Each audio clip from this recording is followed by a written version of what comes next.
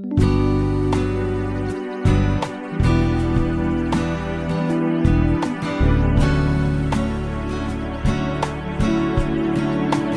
editora Nossa Cultura apresenta Como Fazer Amigos e Influenciar Pessoas, de Dale Carnegie. Olhe para o líder em você e obtenha sucesso num mundo em constante mudança.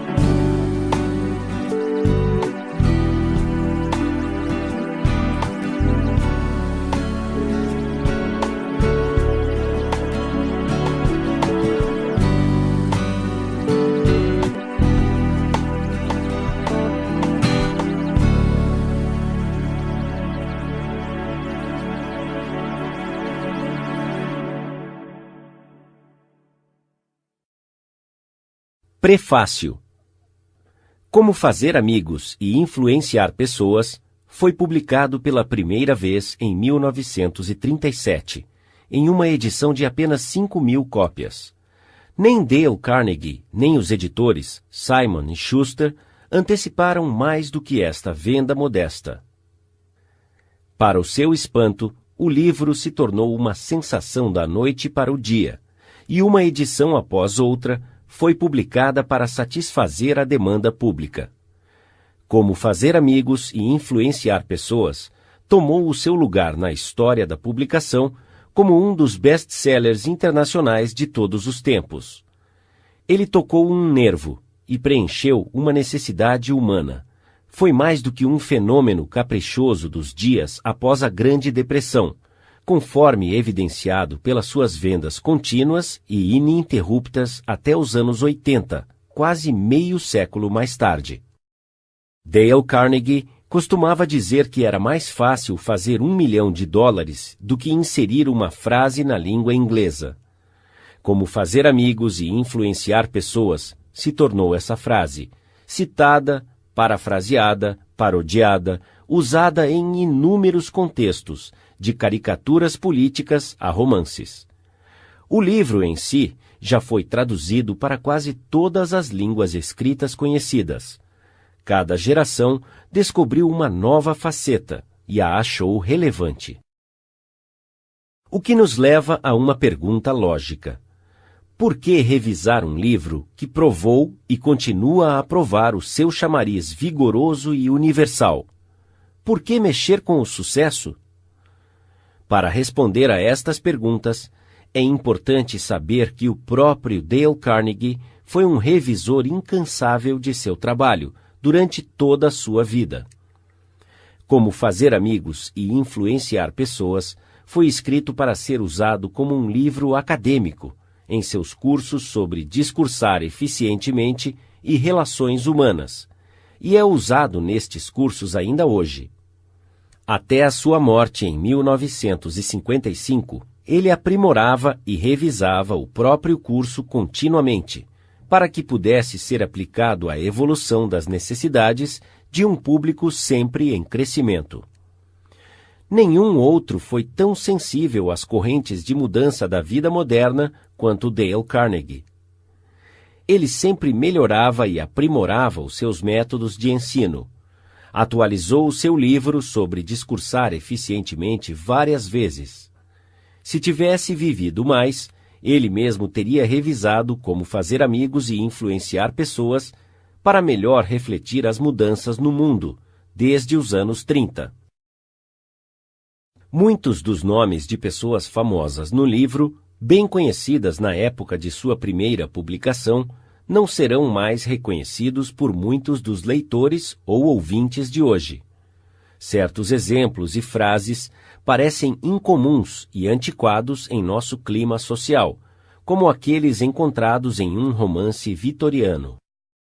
A mensagem importante e o impacto geral do livro foram enfraquecidos até certo ponto. O nosso objetivo, portanto, nesta revisão, é esclarecer e reforçar o livro para o leitor moderno, sem mexer com o conteúdo. Não alteramos o Como Fazer Amigos e Influenciar Pessoas, exceto para remover algumas coisas e acrescentar alguns exemplos contemporâneos. O estilo ousado e jovial de Carnegie está intacto, e até a gíria dos anos 30 continua ali. Dale Carnegie escreveu como ele falava, de forma intensivamente exuberante, coloquial e discursiva. Então, a sua voz ainda fala tão forte como nunca, no livro e em seu trabalho. Milhares de pessoas em todo o mundo estão sendo treinados nos cursos de Carnegie em números crescentes a cada ano. E outras milhares de pessoas estão lendo e estudando como fazer amigos e influenciar pessoas, e sendo inspiradas a usar os seus princípios para melhorar as suas vidas. A todas elas, nós oferecemos esta revisão no espírito de afiar e polir uma ferramenta bem elaborada. Dorothy Carnegie. A Sra. Dale Carnegie. Como este livro foi escrito e por quê? Por Dale Carnegie. Durante os primeiros 35 dias do século XX, as editoras da América publicaram mais de 1/5 de 1 milhão de livros diferentes. A maioria deles era extremamente maçante e muitos foram desastres financeiros. Eu disse muitos.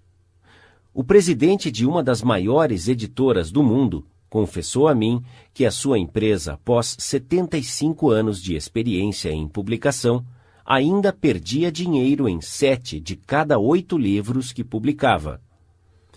Por que, então, tive a ousadia de escrever outro livro? E após tê-lo escrito, por que você deve dar-se ao trabalho de lê-lo ou ouvi-lo? Ambas são perguntas justas, e vou tentar respondê-las. Desde 1912, eu ministro cursos a homens e mulheres de negócios e para profissionais em Nova York. Comecei ministrando cursos apenas sobre discursar em público, cursos elaborados para treinar adultos, através da experiência real, a pensarem por si mesmos e expressarem as suas ideias com maior clareza, mais eficiência e mais equilíbrio, em entrevistas de negócios e perante grupos. Mas, gradualmente, com o passar dos anos, eu percebi que, embora precisassem de treinamento para discursar eficientemente, elas precisavam de mais treinamento na arte de se dar bem com as pessoas, nos negócios do dia a dia e nos contatos sociais. Também percebi, gradativamente, que eu também precisava deste treinamento. Quando eu olho para trás, ao longo dos anos, fico estarrecido com a minha frequente falta de fineza e entendimento. Como eu queria que um livro sobre este assunto tivesse sido colocado em minhas mãos 20 anos atrás. Teria sido uma vantagem inestimável. Lidar com pessoas é provavelmente o maior problema que você enfrentará, especialmente se você estiver no ramo de negócios. Sim, isso também é verdade se você for uma dona de casa, um arquiteto ou um engenheiro. Uma pesquisa realizada há alguns anos, patrocinada pela Carnegie Foundation para o avanço do ensino, descobriu um fato importante e significativo. Um fato mais tarde confirmado em estudos adicionais pelo Carnegie Institute of Technology. Essas investigações revelaram que até em ramos técnicos como a engenharia, aproximadamente 15% do sucesso financeiro de uma pessoa é devido ao conhecimento técnico, e aproximadamente 85% é devido à competência em engenharia humana, a personalidade e a capacidade de liderar pessoas. Por muitos anos, eu ministrei em cursos, a cada período, no Clube de Engenheiros da Filadélfia e também em cursos para o capítulo de Nova York do Instituto Americano de Engenheiros Elétricos. Provavelmente, um total de mais de 500 mil engenheiros já passaram pelas minhas classes. Eles vieram a mim quando finalmente perceberam, após anos de observação e experiência, que os funcionários mais bem pagos na engenharia geralmente não eram aqueles que sabiam mais sobre a engenharia. Por exemplo, é possível contratar engenheiros, contadores, arquitetos ou qualquer outro profissional com mera competência técnica por salários nominais. mas a pessoa que possui conhecimento técnico mais a capacidade de expressar ideias, de assumir a liderança e despertar o entusiasmo nas pessoas, essa pessoa tem a possibilidade de ganhos mais elevados. No ápice de sua atividade, John D. Rockefeller disse que a capacidade de lidar com pessoas pode ser adquirida como uma commodity, como o açúcar ou o café. E eu pagarei mais por esta capacidade, disse John D., do que qualquer outra debaixo do sol. Você não acha que todas as universidades da Terra iriam ministrar cursos para desenvolver a capacidade de mais alto preço debaixo do sol? Mas se houver apenas um curso prático de bom senso, do tipo oferecido aos adultos em apenas uma universidade da Terra, eu desconheço até hoje. A Universidade de Chicago e a United YMCA Schools realizaram uma pesquisa para determinar o que os adultos queriam estudar. Esta pesquisa custou $25 mil e levou 2 anos. A última parte da pesquisa foi realizada em Meriden, Connecticut. Ela havia sido escolhida como uma típica cidade americana. Cada adulto em Meriden foi entrevistado e solicitado a responder a 156 perguntas. Perguntas como: qual é o seu negócio ou profissão? Qual é o seu grau de instrução? Como você passa o seu tempo livre? Qual é a sua renda? Quais são os seus passatempos? As suas ambições? Os seus problemas? Que assuntos você estaria interessado em estudar? E assim por diante. Esta pesquisa revelou que a saúde é o primeiro interesse dos adultos, e o seu segundo interesse são pessoas. Como entender e conviver com as pessoas, como fazer as pessoas gostarem de você, e como convencer as pessoas a pensar como você. Então, o comitê que estava realizando a pesquisa resolveu oferecer este curso aos adultos em Meriden. Eles procuraram diligentemente por um livro acadêmico prático sobre o assunto e não encontraram nenhum. Finalmente, abordaram uma das autoridades com excelência em educação para adultos e perguntaram se ele conhecia algum livro que satisfaria as necessidades deste grupo. Não, ele respondeu. Eu sei o que estes adultos querem, mas o livro que eles querem nunca foi escrito. Eu sabia, por experiência, que esta afirmação era verdadeira, porque eu mesmo procurei durante anos por um manual prático e funcional sobre relações humanas. Já que não existia nenhum livro, eu tentei escrever um, para utilizar nos meus cursos. E aqui está. Espero que você goste. Em preparação para este livro, eu li tudo o que pude encontrar sobre o assunto, em colunas de jornal, artigos em revistas, registros do Fórum Familiar, textos de velhos filósofos e novos psicólogos. Além disso, eu contratei um pesquisador para passar 1 ano e meio em várias bibliotecas, lendo tudo que eu havia omitido, passando horas lendo livros espessos e eruditos sobre psicologia, aprofundando-se em centenas de artigos de revistas, procurando, através de inúmeras biografias, verificar como os grandes líderes de todas as idades lidaram com pessoas. Nós lemos as suas biografias. Nós lemos as histórias sobre as vidas de todos os grandes líderes, desde Júlio César a Thomas Edison. Eu me lembro que nós lemos mais de 100 biografias somente de Theodore Roosevelt. Estávamos determinados a não poupar nenhum tempo, nenhuma despesa, para descobrir todas as ideias práticas usadas por qualquer pessoa através dos anos para fazer amigos e influenciar pessoas. Eu, pessoalmente, entrevistei um grande número de pessoas de sucesso, alguns deles famosos mundialmente, inventores, como Marconi e Edison, líderes políticos, como Franklin D. Roosevelt e James Farley, líderes de negócios, como Owen D. Young, artistas de cinema, como Clark Gable e Mary Pickford, e exploradores, como Martin Johnson, para tentar descobrir as técnicas que elas usaram nas relações humanas. Com todo esse material, eu preparei um pequeno discurso. Eu o chamei de Como Fazer Amigos e Influenciar Pessoas. Eu digo curto.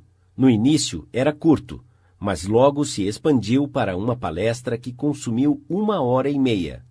Por vários anos, eu ministrei esta palestra a cada curso para adultos do Carnegie Institute, em Nova York. Eu ministrava a palestra e pedia aos ouvintes que saíssem e atestassem em seus negócios e contatos sociais, e depois que voltassem para a classe e compartilhassem as suas experiências e os resultados que obtiveram. Que dever interessante! Estes homens e mulheres, famintos pelo autodesenvolvimento, estavam fascinados com a ideia de trabalhar em um novo tipo de laboratório, o primeiro e único laboratório de relacionamentos humanos para adultos que já existiu. Este livro não foi escrito no sentido normal da palavra. Foi evoluindo como uma criança se desenvolve. Cresceu e progrediu a partir daquele laboratório, de experiência de milhares de adultos. Há muitos anos, começamos com uma lista de regras impressas em um cartão menor do que um cartão postal. No período seguinte, nós imprimimos um cartão maior, um folheto, e depois uma série de livretos, cada um expandindo em tamanho e escopo. O resultado de 15 anos de experiência e pesquisa foi este livro. As regras que estabelecemos aqui não são meras teorias ou adivinhação. Elas funcionam como mágica. Pode parecer incrível, mas eu vi a aplicação destes princípios, literalmente, revolucionar as vidas de muitas pessoas. Como ilustração, um homem com 314 funcionários frequentou um destes cursos. Por muitos anos, ele havia ordenado, criticado e condenado seus funcionários sem restrição ou discrição. Gentileza, palavras de elogio e encorajamento eram estranhas aos seus lábios. Após estudar os princípios discutidos neste livro, este empregador alterou consideravelmente a sua filosofia de vida. Agora, a sua organização está inspirada numa nova fidelização, um novo entusiasmo e um novo espírito de trabalho em equipe.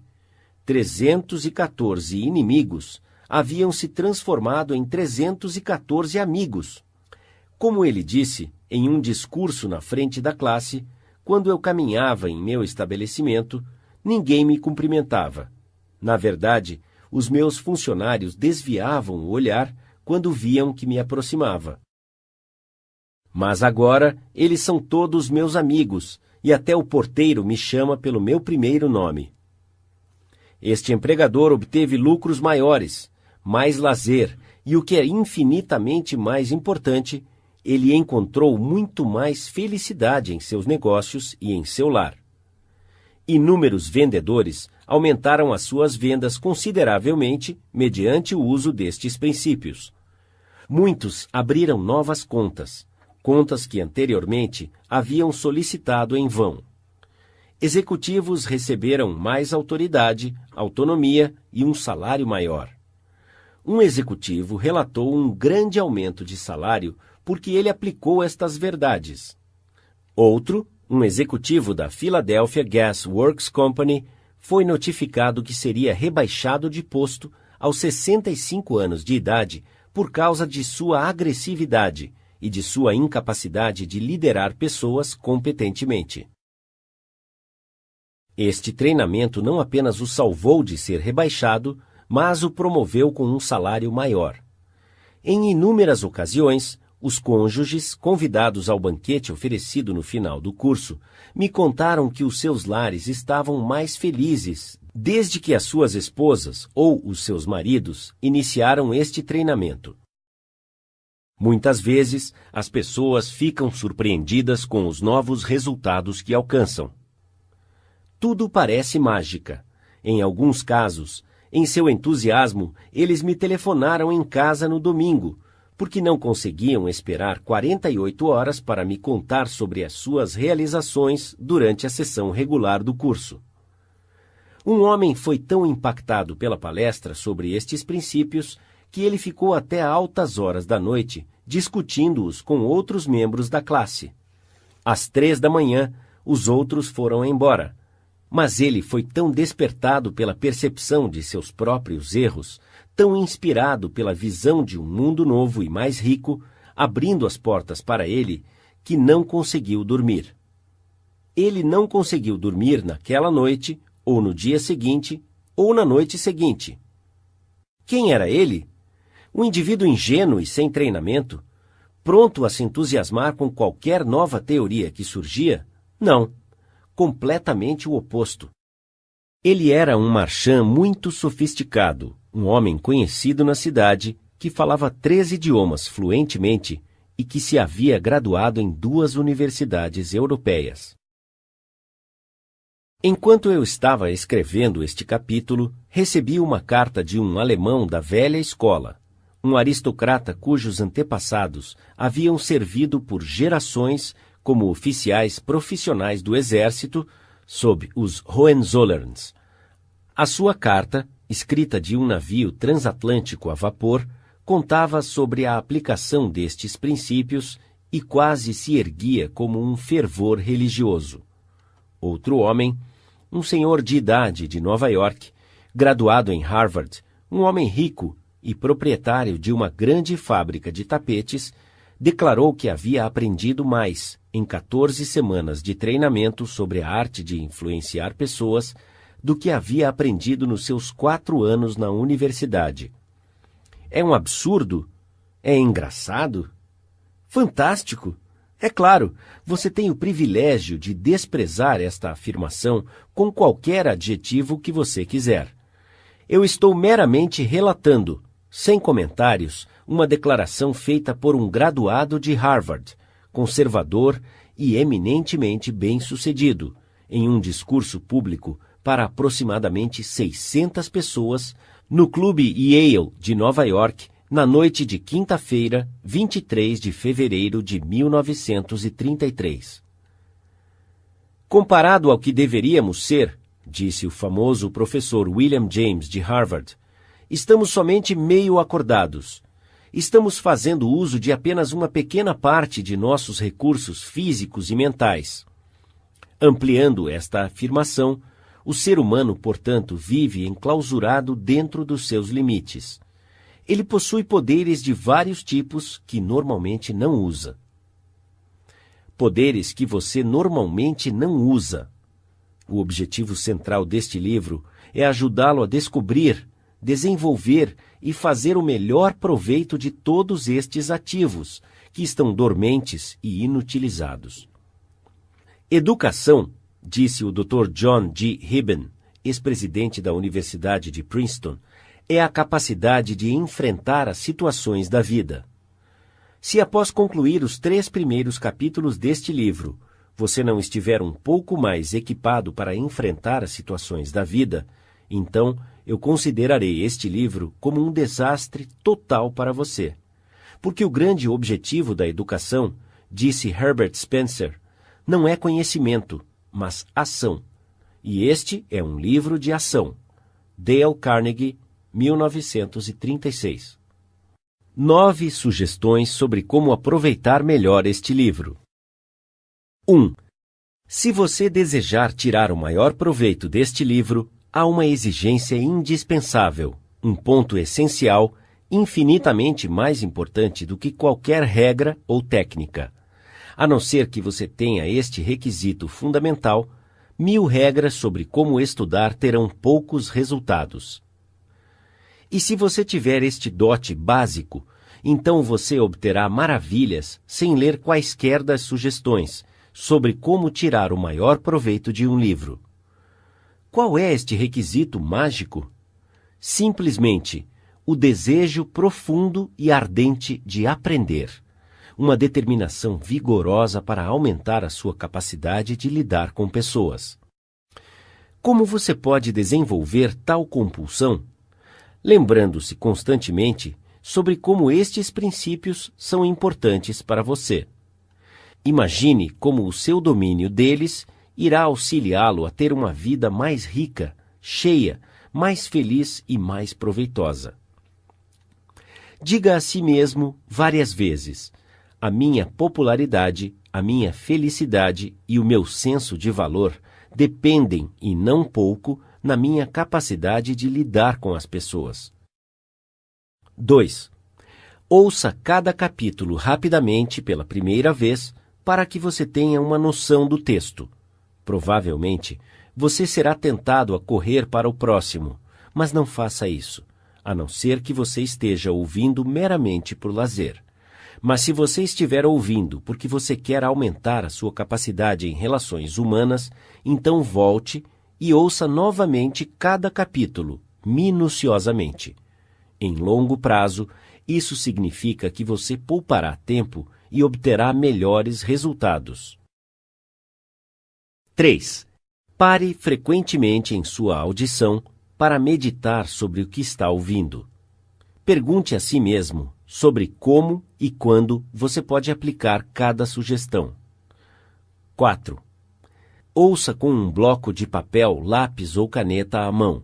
Quando ouvir uma sugestão que acha que pode usar, anote-a.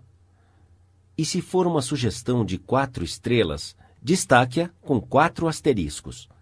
Isso facilitará uma rápida revisão depois. 5. Conheci uma mulher que fora gerente de escritório para uma grande seguradora por 15 anos. Mensalmente, ela lia todos os contratos de seguro que a sua empresa havia emitido naquele mês. Sim, ela lia muitos dos mesmos contratos, mês após mês, ano após ano. Por quê? Porque a experiência havia lhe ensinado que esta era a única forma dela manter as suas provisões claramente em sua mente. Certa vez, passei quase 2 anos escrevendo um livro sobre discursar em público, e ainda sentia que eu precisava voltar a ele de vez em quando para lembrar o que eu havia escrito em meu próprio livro. A rapidez com que nós esquecemos é surpreendente. Então, se você quiser ter um benefício verdadeiro e duradouro deste audiolivro, não é suficiente ouvi-lo uma vez e rapidamente. Após ouvi-lo minuciosamente, você deve passar algumas horas revisando-o todo mês. Guarde-o em sua mesa, na sua frente, todo dia. Dê uma olhada nas anotações ou ouça-o frequentemente. Continue sempre a se impressionar com as ricas possibilidades de desenvolvimento que são iminentes. Lembre-se que o uso destes princípios se tornará habitual somente mediante uma campanha contínua e vigorosa de revisão e aplicação. Não há outro jeito. 6. Bernard Shaw disse certa vez: se você ensinar algo a um homem, ele nunca vai aprender. Shaw estava certo.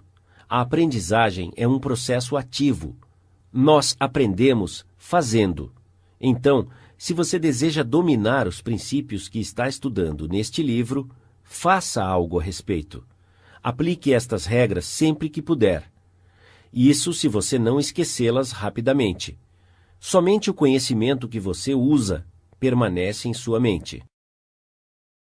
Você talvez encontre dificuldade em aplicar estas sugestões em todo o tempo. Eu sei porque eu escrevi o livro, e eu ainda encontro dificuldade em aplicar tudo o que eu defendo aqui. Por exemplo, quando você está descontente, é mais fácil criticar e condenar do que tentar entender o ponto de vista da outra pessoa. É mais fácil encontrar uma falha do que elogiar. O normal é falar sobre o que você quer, e não sobre o que a outra pessoa quer, e assim por diante. Então, quando você ouvir este livro, lembre-se que você não está apenas tentando adquirir informações. Você está tentando formar novos hábitos. Ah, sim, você está tentando uma nova forma de vida. Isso exige tempo e persistência, e aplicação diária. Então, consulte este audiolivro frequentemente. Considere-o como um manual de trabalho sobre relações humanas. E sempre que você for confrontado com algum problema específico, tal como lidar com uma criança, convencer o seu cônjuge quanto ao seu modo de pensar ou satisfazer um cliente irritado, hesite em fazer a coisa natural, a coisa impulsiva. Isto normalmente não dá certo. Ao invés disso, consulte este texto e revise as suas anotações. Depois, tente estas novas maneiras e observe a mágica que elas farão por você. 7. Ofereça ao seu cônjuge, seu filho ou algum colega de trabalho 50 centavos ou R$ 1 cada vez que ele ou ela te pegar violando certo princípio. Considere isto como um jogo sobre o domínio destas regras. 8. Certa vez, o presidente de um banco importante de Wall Street descreveu em um discurso na frente de uma das minhas classes um sistema altamente eficiente que ele usava para o autodesenvolvimento. Este homem tinha um pouco de escolaridade formal. Mesmo assim, ele havia se tornado um dos maiores financistas da América e confessou que devia grande parte de seu sucesso à contínua aplicação de seu sistema feito em casa. É isto que ele faz. Vou tentar expressar o que ele disse da melhor forma possível. Durante anos, eu mantenho uma agenda onde se encontram todos os compromissos que tenho durante o dia.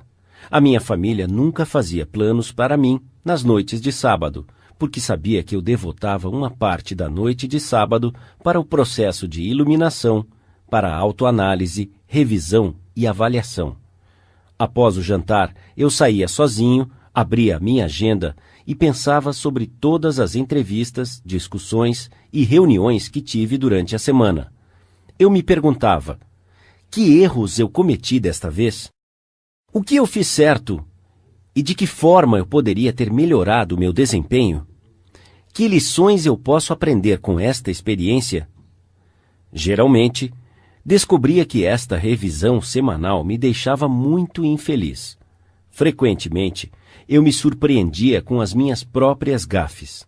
É claro, com o passar dos anos, essas gafes se tornaram menos frequentes. Às vezes, eu ficava inclinado a me dar um tapinha nas costas, após uma destas sessões. Este sistema de autoanálise, autoeducação continuada, ano após ano, fez mais por mim do que qualquer outra coisa que já tentei. Ajudou-me a melhorar a minha capacidade de tomar decisões e me ajudou grandemente em todos os meus contatos com pessoas. Eu altamente recomendo. Por que não usar um sistema parecido para averiguar a sua aplicação dos princípios discutidos neste livro?